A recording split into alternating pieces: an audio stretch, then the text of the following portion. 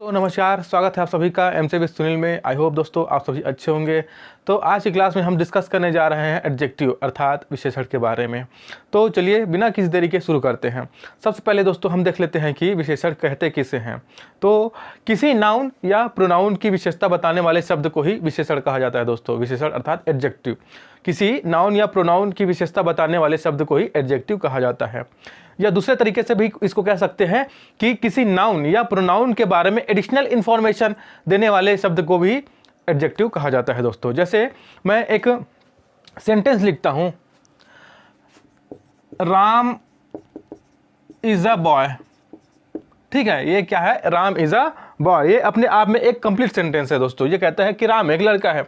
But यही अगर मैं लिख दूं Ram is a good boy, क्या हो गया यहाँ पर? Ram is a good boy. तो देखिए यहाँ पर एडिशनल चीज या एडिशनल वर्ड कौन सा जुड़ गया है दोस्तों? गुड। ठीक है, गुड का मतलब होता है अच्छा। ठीक है, तो ये जो सेंटेंस बोल रहा है ये इसका तात्पर्य ये निकलता है कि राम एक अच्छा लड़का है। तो यहाँ पर जो गुड है ये किसके बारे में एडिशनल जानकारी दे रहा है दोस्तों? ये राम के बारे में एडिशनल जानकारी दे रहा है, एडिशनल इंफॉर्मेशन दे रहा है कि राम जो है वो एक अच्छा लड़का है। ठीक है, और राम क्या है? ये एक नाउन है दोस्तों। तो नाउन की विशेषता कौन बता रहा है? ये जो वर्ड है। तो ये वर्ड क्या हो जाएगा? ये वर्ड हो जाएगा दोस्तों एडजेक्टिव। ये जो गुड वर्ड है ये एडजेक्टिव हो जाएगा। ठीक है, क्यों? क्योंकि ये नाउन की विशेषता बता रहा है या फिर नाउन के बारे में कुछ एडिशनल इंफॉर्मेशन दे रहा है। ओके, एक और एग्जाम्पल देखते हैं। She is a beautiful girl. She is a beautiful girl. ठीक है, वह एक सुंदर लड़की है। तो देखिए अगर एक पल के लिए हम यहाँ पर ब्यूटीफुल को साइलेंट मान ले, अगर हम एक पल के लिए ब्यूटीफुल शब्द यहाँ नहीं है ये मान ले, तो क्या हो जाएगा? सी इज अ गर्ल, वह एक लड़की है। ठीक है, ये अपने आप में एक सेंटेंस हो गया। बट अगर हम यहाँ पर ये ब्यूटीफुल को भी जोड़ दें तो क्या हो जाएगा? सी इज अ ब्यूटीफुल गर्ल, अर्थात वह एक सुंदर लड़की है। तो ये जो ब्यूटीफुल जो वर्ड है दोस्तों ये एक एडिशनल वर्ड है जो किसकी विशेषता बता रहा है? ये विशेषता बता रहा है दोस्तों सी। ये देखिए सी अर्थात ये एक प्रोनाउन है दोस्तों। और हम जानते हैं किसी नाउन या प्रोनाउन की विशेषता बताने वाले या फिर नाउन या प्रोनाउन के बारे में कुछ एडिशनल इंफॉर्मेशन देने वाले वर्ड को ही एडजेक्टिव कहा जाता है। तो कोई लड़की है जिसकी विशेषता बता रहा है ब्यूटीफुल, तो लड़की कैसी है? वो सुंदर है। ठीक है, तो चूंकि ये ब्यूटीफुल जो है, ब्यूटीफुल शब्द एडिशनल इंफॉर्मेशन दे रहा है या विशेषता बता रहा है, इसलिए ये भी क्या हो गया दोस्तों? ये भी एक एडजेक्टिव हो गया। ओके, एक सेंटेंस और देखते हैं। मोहन इज टॉल, अर्थात मोहन ऊंचा है। ठीक है, अब मोहन कोई व्यक्ति है, हो सकता है वो लड़का हो सकता है वो कोई वृद्ध हो। ओके, बट उसके बारे में एक चीज कौन बता रहा है? कि वह टॉल है। टॉल मतलब लंबा। ठीक है, टॉल मतलब ऊंचा या फिर लंबा, हाइट में दोस्तों, है ना। तो मोहन जो है ऊंचा है। तो यहाँ पर जो टॉल है दोस्तों वो मोहन के बारे में एडिशनल इंफॉर्मेशन बता रहा है कि वो ऊंचा है या फिर लंबा है हाइट में। ओके, तो यहाँ पर टॉल क्या हो गया? ये भी एक एडजेक्टिव हो गया दोस्तों। तो इन चीज़ों को देखने से हमें एक चीज़ हमें क्लियर होता है कि जो शब्द नाउन या प्रोनाउन की विशेषता बताते हैं या फिर नाउन या प्रोनाउन के बारे में कुछ एडिशनल इंफॉर्मेशन देते हैं उन्हें ही एडजेक्टिव कहा जाता है दोस्तों। ठीक है, एडजेक्टिव बेसिकली 10 प्रकार के होते हैं दोस्तों जिन्हें हम आज पढ़ेंगे।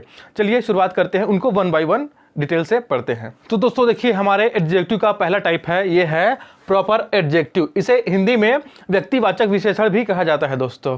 ठीक है, तो प्रॉपर एडजेक्टिव क्या होता है पहले समझ लेते हैं। तो जैसे कि आप जानते हैं प्रॉपर नाउन होता है ना। तो प्रॉपर नाउन किसे कहते हैं? किसी व्यक्ति, स्थान या वस्तु के नाम को ही प्रॉपर नाउन कहा जाता है। अर्थात वो किसी का भी नाम हो सकता है, किसी का नाम है वो आप प्रॉपर नाउन उसको कंसीडर कीजिए। ठीक है, तो प्रॉपर नाउन से बनने वाले एडजेक्टिव को ही प्रॉपर एडजेक्टिव कहा जाता है दोस्तों। ठीक है, इसको हम डेफिनेशन में इस तरीके से बोल सकते हैं कि प्रॉपर नाउन से बनने वाले एडजेक्टिव को प्रॉपर एडजेक्टिव कहा जाता है। ठीक है, जैसे हम कुछ प्रॉपर नाउन लिखते हैं, इंडिया। ठीक है, ये एक प्रॉपर नाउन है। क्यों? क्योंकि ये हमारे देश का नाम है। हमारे देश का नाम क्या है? इंडिया है। ठीक है, एक लिखते हैं अमेरिका। ठीक है, अमेरिका भी एक प्रॉपर नाउन है क्योंकि ये नाम है किसका? एक देश का नाम है ना। यहां पर मैं लिख दूं रशिया। रशिया लिख देता हूँ, रशिया भी एक देश है दोस्तों। तो देखिए ये क्या है, ये सभी प्रॉपर नाउन है दोस्तों, ठीक है, ये सभी क्या है, प्रॉपर नाउन है। अब देखिए इनसे कौन सा शब्द निकलता है, तो जैसे इंडिया से क्या निकल सकता है दोस्तों, इंडिया से निकल सकता है इंडियन, अमेरिका से निकल सकता है अमेरिकन, ठीक है, रशिया से निकल सकता है रशियन। तो देखिए इंडिया से इंडियन बन गया, अमेरिका से अमेरिकन बन गया, रशिया से रशियन बन गया। इसी प्रकार से जापान से जापानीज, चाइना से चाइनीज, यूरोप से यूरोपियन, ये सभी क्या है, बनते हैं दोस्तों प्रॉपर नाउन से, ठीक है। तो देखिए ये तो प्रॉपर नाउन हो गया, बट इनसे जो शब्द बन रहा है दोस्तों वो हो जाएगा प्रॉपर एडजेक्टिव, अर्थात प्रॉपर नाउन से बनने वाले एडजेक्टिव ही प्रॉपर एडजेक्टिव कहलाते हैं। तो देखिए इंडिया से इंडियन हो गया, अमेरिका से अमेरिकन हो गया, रशिया से रशियन हो गया, ठीक है। तो कभी भी आपको ऐसे वर्ड दिखे जो किसी प्रॉपर नाउन से बने हो तो वो हमेशा प्रॉपर एडजेक्टिव होंगे दोस्तों, ठीक है। जैसे एक सेंटेंस आते हैं, he likes Chinese food, Chinese food अर्थात उसे चाइनीज खाना पसंद है, ये एक सेंटेंस है, ठीक है। तो यहां पर देखिए ये चाइनीज, चाइनीज किससे निकला है, वो चाइना से निकला है ना, तो चाइना से चाइनीज निकला है, तो यहां पर ये प्रॉपर एडजेक्टिव हो गया दोस्तों, ठीक है। हम कहते हैं ना हमें इटालियन फूड खाना है, अर्थात इटली से क्या निकला है, इटालियन, तो इटालियन यहां पर क्या हो गया, इटालियन यहां पर प्रॉपर एडजेक्टिव हो गया दोस्तों। क्यों, क्योंकि वो एक प्रॉपर नाउन से निकला है, ठीक है। और प्रॉपर नाउन हम जानते हैं किसी भी व्यक्ति, स्थान या वस्तु के नाम को ही प्रॉपर नाउन कहा जाता है दोस्तों, ठीक है। तो ये है प्रॉपर एडजेक्टिव, जो एडजेक्टिव का पहला प्रकार है दोस्तों, जो बताता है कि कोई भी अगर प्रॉपर नाउन से जो शब्द बनता है या जो एडजेक्टिव बनता है प्रॉपर नाउन से, उसी को प्रॉपर एडजेक्टिव कहा जाता है, ठीक है। अब चलिए बढ़ते हैं अगले टाइप पर। तो दोस्तों देखिए हमारा अगला टाइप है एडजेक्टिव का, ये है दोस्तों पॉजेसिव एडजेक्टिव। इसे हम कुछ इस तरीके से डिफाइन कर सकते हैं कि ऐसा एडजेक्टिव जिसका यूज़ किसी व्यक्ति या वस्तु से संबंध बताने या उस पर अधिकार जताने के लिए किया जाता है, उसे ही पॉजेसिव एडजेक्टिव कहा जाता है दोस्तों, ठीक है। तो जो पॉजेसिव एडजेक्टिव होते हैं दोस्तों, उसकी दो कैटेगरी होती है।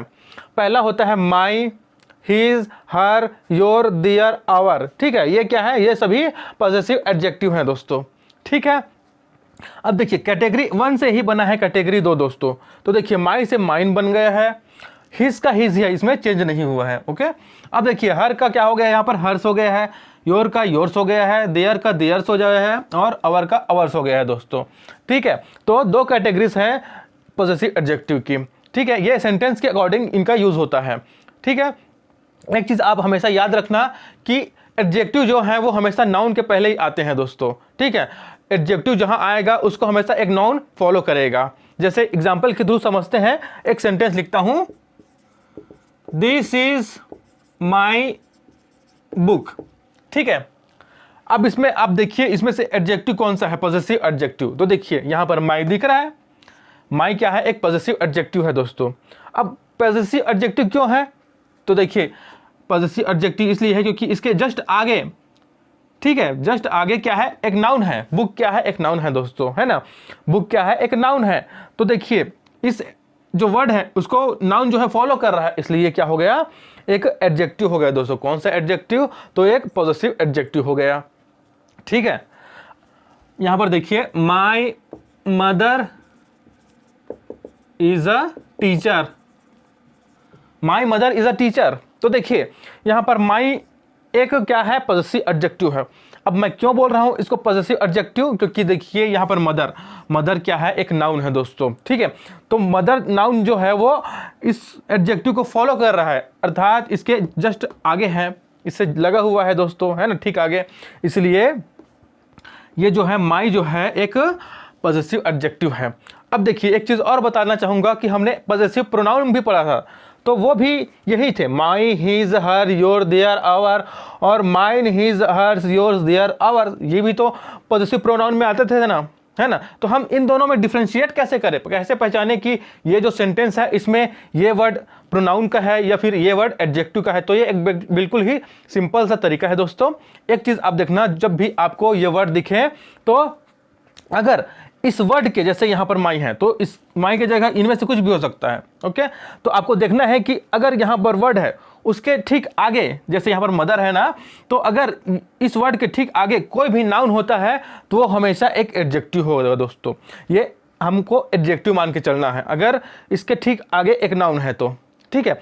बट अगर इसके आगे नाउन नहीं है तो वो प्रोनाउन हो जाएगा दोस्तों, ठीक है। अगर इसके आगे अर्थात इन वर्ड्स के आगे अगर आपको नाउन नहीं मिलता है तो वो पॉजेसिव प्रोनाउन हो जाएगा, और अगर नाउन मिलता है तो वो पॉजेसिव एडजेक्टिव होगा दोस्तों।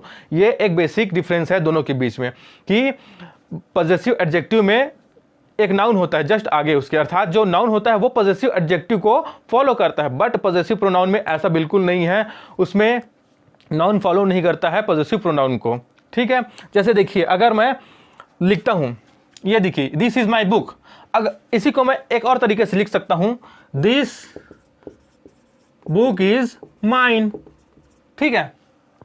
तो देखिए यहां पर माइन वर्ड है, यहां पर माइन वर्ड है दोस्तों, बट देखिए क्या माइन को कोई नाउन फॉलो कर रहा है? तो फॉलो नहीं कर रहा है दोस्तों, ठीक है। ये बुक है, ये बुक है, BOOK है ये। तो माइन जो है उसको कोई नाउन फॉलो कर रहा है क्या? तो नहीं कर रहा है, उसके आगे तो कोई नाउन नहीं है, इसलिए ये जो सेंटेंस है दोस्तों ये पॉजेसिव प्रोनाउन का सेंटेंस है। ये क्या है? पॉजेसिव प्रोनाउन का सेंटेंस है। बट ये देखिए इसमें दिस इज माई बुक, तो देखिए माई जो है एक पॉजेसिव वर्ड है, ओके। ये क्या है? किसी पर अधिकार बता सकता है या फिर किसी से संबंध बताता है कि ये मेरा बुक है, ये मेरे से संबंधित है ना। तो देखिए यहाँ पर माई के आगे एक बुक है, बुक लिखा है, जो क्या है? एक नाउन है दोस्तों, है ना। तो इसलिए ये एडजेक्टिव हो गया। बट देखिए सेकेंड सेंटेंस में दिस बुक इज माइन, तो देखिए माइन के आगे कोई नाउन है क्या? तो नहीं है इसमें, इसीलिए चूंकि नाउन इसको फॉलो नहीं कर रहा है यहाँ पर पॉजेसिव वर्ड को, इसीलिए ये क्या है? पॉजेसिव एडजेक्टिव नहीं है, बल्कि ये एक पॉजेसिव प्रोनाउन है दोस्तों, ठीक है। तो ये एक तरीका है आपको पॉजेसिव प्रोनाउन और पॉजेसिव एडजेक्टिव में डिफरेंस करने का, ठीक है। तो देखिए जो पॉजेसिव एडजेक्टिव होता है उसका यूज़ किसी से संबंध स्थापित करने के लिए या फिर किसी पर अधिकार जताने के लिए ही किया जाता है दोस्तों। और इसका पहचान क्या होता है कि इसको हमेशा एक नाउन फॉलो करता है, ठीक है। पॉजेसिव एडजेक्टिव को हमेशा एक नाउन फॉलो करेगा, जबकि पॉजेसिव प्रोनाउन को कोई भी नाउन फॉलो नहीं करता है। ये बेसिक डिफरेंस है दोनों के बीच में, ठीक है। तो अगर आपको एग्जाम में कभी पूछा जाता है इन दोनों के बारे में, ठीक है, दोनों के बारे में डेफिनेशन तो पूछा नहीं जाएगा, ऑब्वियसली क्वेश्चन दिए रहेंगे, उसमें पूछा जाएगा कि इनमें से कौन एडजेक्टिव है या फिर कौन प्रोनाउन है। तो आपको ये देखना है कि जो सेंटेंस दिया है उसमें जो वर्ड है पॉजेसिव उसके बाद कोई नाउन है कि नहीं। सबसे पहले आपको ये देखना है, अगर उसके आगे नाउन रहेगा तो वो हमेशा 100% आपको उसको एडजेक्टिव मान के चलना है। और अगर उस पॉजेसिव वर्ड के, जो देखिए ये सब वर्ड दिख रहे हैं ना, ये सभी पॉजेसिव वर्ड्स हैं, तो उस वर्ड के आगे अगर आपको नाउन नहीं दिखता है तो वो हमेशा एक क्या होगा? एक पॉजेसिव प्रोनाउन होगा। ये बेसिक डिफरेंस है दोस्तों दोनों के बीच में, ठीक है। आई होप आपको समझ में आया होगा पॉजेसिव एडजेक्टिव, साथ ही साथ आप समझे होंगे पॉजेसिव प्रोनाउन को एक बार फिर, क्योंकि ऑलरेडी एक क्लास हम बना चुके हैं पॉजेसिव प्रोनाउन के बारे में, ठीक है। अब चलिए देखते हैं हम अगला प्रकार एडजेक्टिव का दोस्तों। तो दोस्तों देखिए हमारा अगला प्रकार है एडजेक्टिव का, ये है दोस्तों एडजेक्टिव ऑफ क्वालिटी। इसे हिंदी में गुणवाचक विशेषण भी कहा जाता है। तो एक ऐसा एडजेक्टिव जो किसी व्यक्ति या वस्तु के गुण को व्यक्त करता है उसे ही एडजेक्टिव ऑफ क्वालिटी या फिर गुणवाचक विशेषण कहा जाता है। जैसे कुछ एग्जांपल्स हैं इसके, good, bad, tall, short, small, big, red, hot, cold, old, modern, ये कुछ एग्जांपल्स है दोस्तों, ठीक है। तो जो गुणवाचक विशेषण होता है या फिर जो एडजेक्टिव ऑफ क्वालिटी होता है वो किसी भी नाउन के गुण को, उसके कैरेक्टरिस्टिक्स को बयान करता है, व्यक्त करता है दोस्तों। जैसे अगर मैं लिख दूं कि सीता इज ब्यूटीफुल, ठीक है, तो देखिए यहाँ पर जो ब्यूटीफुल वर्ड है वो विशेषता बता रहा है सीता का, ठीक है, वो सीता का विशेषता बता रहा है। ये जो वर्ड है वो नाउन सीता है उसकी विशेषता बता रहा है, तो यहाँ पर ये जो है वो गुणवाचक विशेषण हो गया दोस्तों, ब्यूटीफुल, ठीक है।